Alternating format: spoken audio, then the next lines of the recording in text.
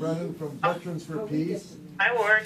And, you know, we're hearing terrible news out of Afghanistan, and the two facts that strike me is that I hear over and over again that it's a war we can't win. That's one point. And the other point is just today, our soldiers killed a number of innocent civilians. And the whole country is in an uproar over that, and they're burning tires in the streets. That just happened today. And every time something like that happens, we create more Taliban than we kill. We're just making our enemies all over. Yes. Right. Yeah, Amy, my name is Jay McDonald. And I'm actually almost speechless.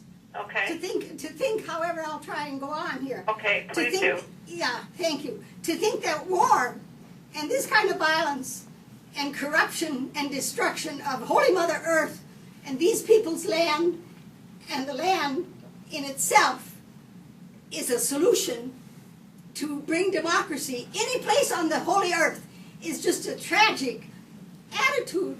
And it's like, I mean, I know, it feels like I know you personally better than to actually believe that. So, and I have just a small item here, and I want you to listen up carefully to it. For whom does the bell toll, Amy? It's tolling for everyone, no matter what our address is, no matter where we are on this sacred planet Earth. And truly we beg you, there are many people in this room begging you, constituents from Minnesota, that are just abhorred by what's happened. And we beg you to please bring yourself to your knees and your conscience to stop this war by a vote. The money, follow the money. Thank you very much, Amy. Okay, thank you, Jane. Hi, Senator Klobuchar. This is Colleen Rowley. Oh, hi, Colleen. And I'm always watching the intelligence out there, and you know, there's a lot of leaks about the civilian and casualties.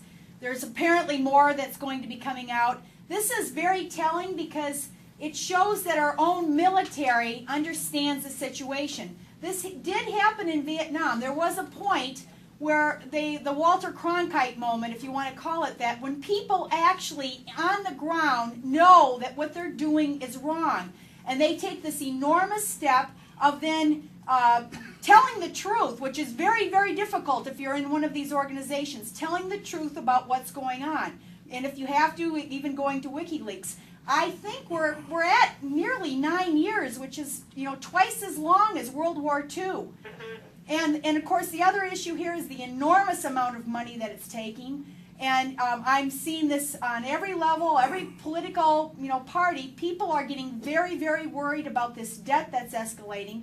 And it's going to take a lot of political courage to stop it, because, of course, nobody wants to say that it stopped on their. The president certainly has a difficult time of this, but in the Congress, you guys are supposed to be the check. You're supposed to be the ones declaring the war, etc. So I think that it's going to, you know, have some tough talks with your colleagues and really think about this, because the women's rights issue is, you know, I know Obama threw it out there kind of as a kind of a justification, but people know that we're not helping win hearts and minds or helping women's rights when we're killing women and children. It's just it's just the opposite. Right, good. Bree, would you like to wrap this up? One or? last comment? Yeah, I guess, oh, Bill wants to say something.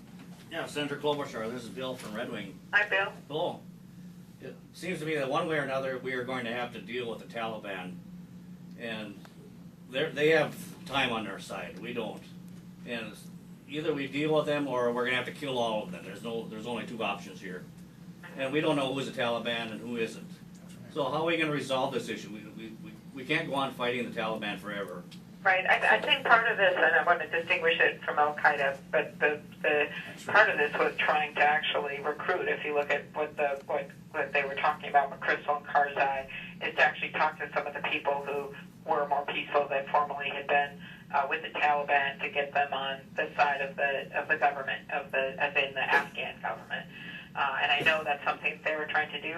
Again, I think the reason the president has said that our commitment is not open-ended, and the reason I said that to Karzai when I went to Afghanistan, is because If the past is a lesson, when you look at some of this, it hasn't worked with the Afghans in trying to make this work. The hope is that we will make this attempt so that they can have civil society and democracy and let girls go to school and all those things. But I think the reason the president left it open-ended is that he was aware of the many concerns that you're raising here.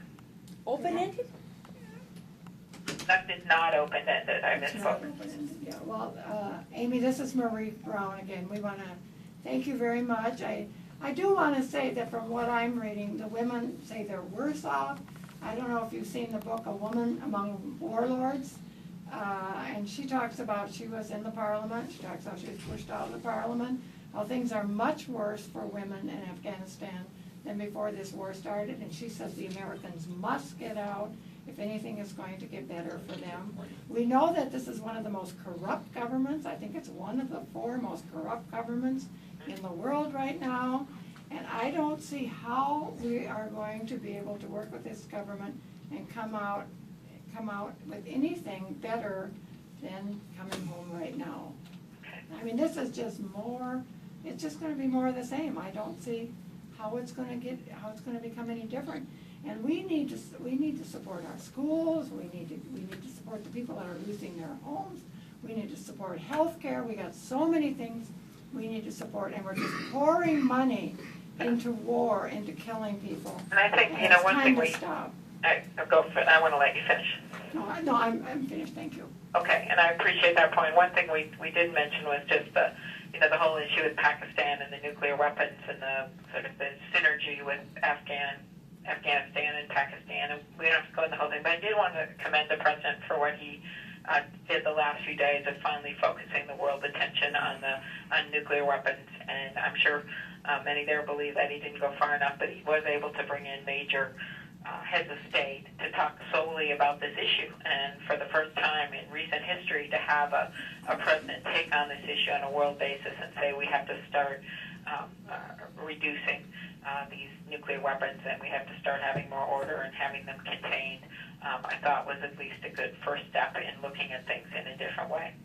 I think a lot of people would probably agree with that. We know it happens in steps. Right, and I'm not saying it's to deflect from what you're there for, please, but I did want to, that was the big thing today, is that we were, just to see our president, which I don't think would have happened with the last president, as frustrated as you may be with some other things, to see them take on this major global issue, no matter if no one cares about it or not, at home right now, and I think some people do.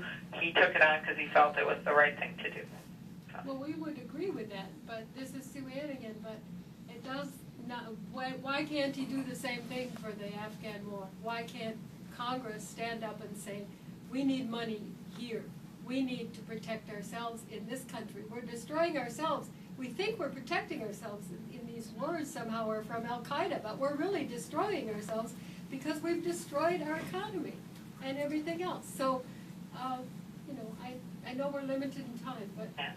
Okay. Thank you very much. Well, thank you, everybody, and thank you again for your work and your willingness to speak out. And I think you know that our staff is always willing to talk, and as issues come up, we've disagreed on some things, but we've agreed on others. So thank you. I really appreciate you being there, and look forward to talking with you again. All right? Thank you. Thank you. Thank you, everyone. Bye. Thank you. And they're even learning how to use the phone. Just waiting for Marie to say they want to raise, Yeah, right. Just kidding. Well, we could help you out.